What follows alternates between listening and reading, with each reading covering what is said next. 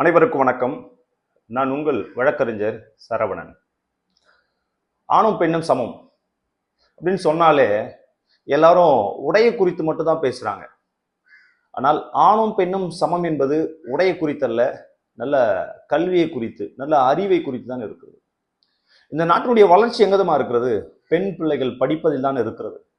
இன்றைக்கு பெண் பிள்ளைகளை படிக்க வைப்பது கிடையாது. ஒரு காலத்தில் பெண் பிள்ளைகளை படிக்க வைக்க சூழ்நிலை இல்லாமல் இருந்தது. சில நேரங்களில் பெண் பிள்ளைகள் படிக்க கூடாது என்ற கட்டமைப்பு இருந்தது. ஆனால் இன்றைக்கு அப்படி அல்ல.